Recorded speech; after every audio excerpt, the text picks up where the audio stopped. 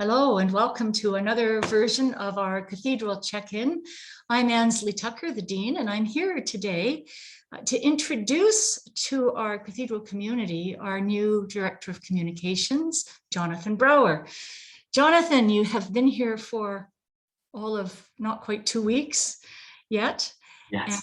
And this is a very complicated job. I don't know if people realize just how many pieces there are to your portfolio. It includes internal communications, external communications, our e-news, our print resources, our advertising, our social media, our website, making sure that we have external profile and finding opportunities for us to shine.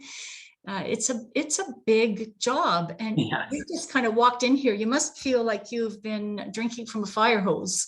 Yeah, I do. I do. I am really excited about it, and the role itself is really dynamic. So, communications officer role.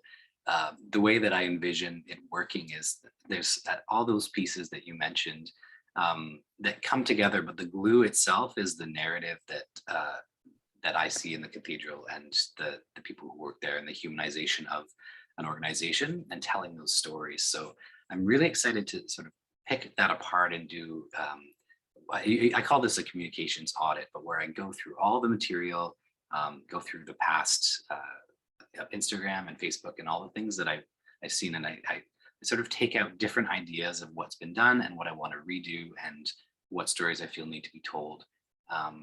But in working in that, I'm also interviewing and getting a sense of the staff and the parishioners and what the feel inside of the cathedral is, because that's what I really want to communicate is that those human pieces. So all of that branch, like that's the heart, and then all those other pieces flow easily from the narrative story. I often say to new staff, for about 6 weeks, you have a privilege that only you have here, which is that you are seeing us with fresh eyes. Yeah. After you've been here about 6 weeks, and you'll have drunk the Kool-Aid, and you'll no longer say, "What did they do that for?" or "That's strange." So I'm just curious. What are you seeing? And I think you have some kind of a project in mind as you go around and sort of hear things for the first time. Yeah, well, I mean, it's definitely all new to me, and this 6-week window is exciting because it's sort of like being on a treasure hunt and finding all these pieces that I didn't know were exciting and history spots or interesting conversations.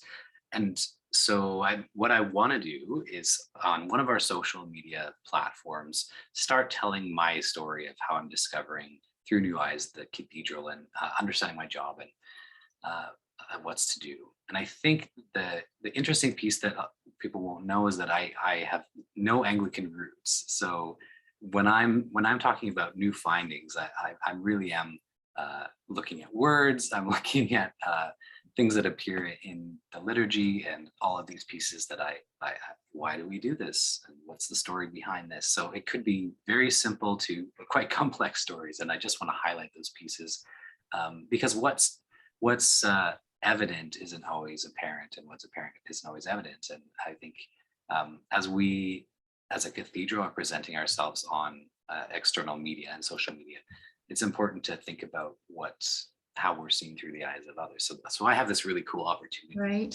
Right. And you do have other experience of other sort of Christian traditions, which gives you a kind of comparative point.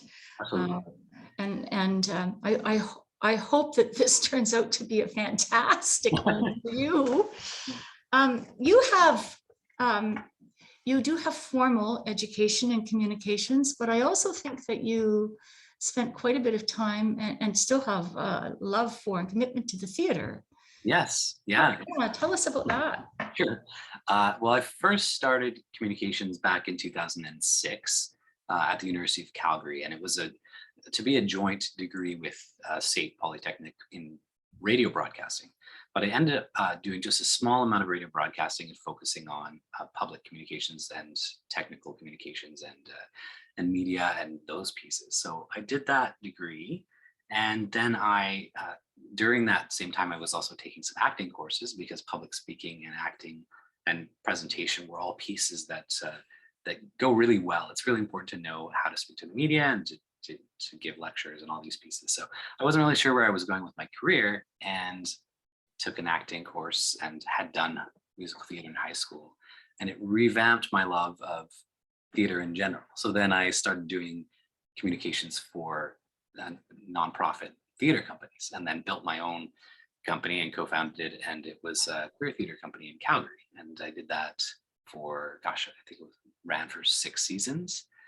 And yeah, so and then when I moved to Victoria in 2019 with my partner, I started a job at the Belfry Theatre and was running their youth programming, which had communications elements as well. So And yeah, along came COVID. along came COVID. Well, So and COVID came along for us too, of course. And I just was occurring to me while you were speaking that those who are joining us on this check-in will soon see you hosting these check-ins. yeah, Mark McDonald ably filled in after our previous communications officer, Susan Down, took a new position in the Cowichan Arts Council.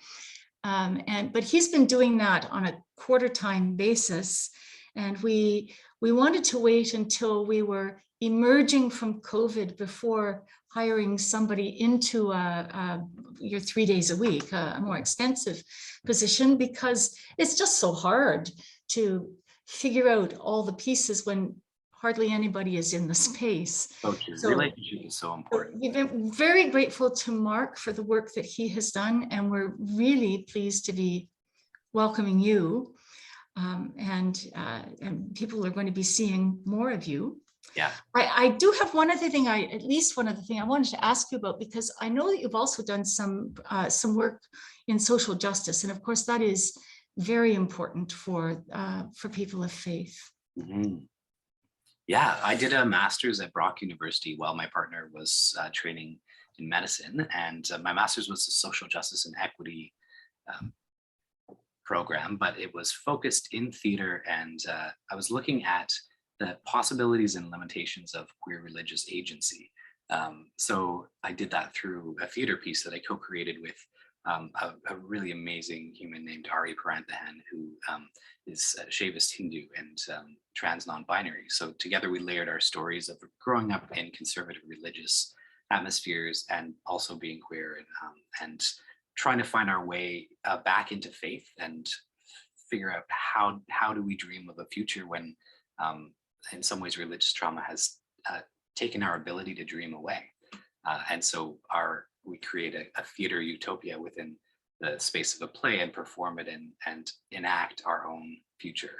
And that was the thesis. So that it was a really incredible growing experience, and that was more for just the sake of learning about what's going on in the world. I didn't really know that I would be looking at a job like this, where social justice and equity is such a huge foundational piece to what the Cathedral does. And I'm so excited to highlight that piece even more. We have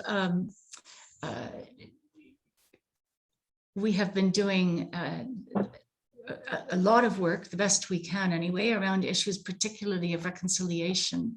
And that isn't just with Indigenous peoples, it's just the whole business of learning to live harmonically as the people of God. So it's just wonderful to have somebody like you who cares about these things, helping us to express ourselves. So I want to say, my little buzzer is telling me we've been at this for about 8 minutes, which is about what we were aiming for. I want to say welcome to you. We're just so pleased to have you.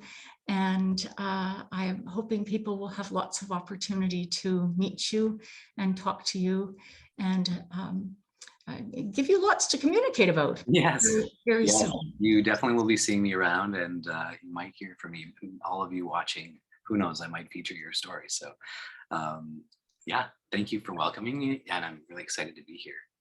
Thanks, Jonathan. We'll see you soon. Thanks. Bye. Okay, bye now.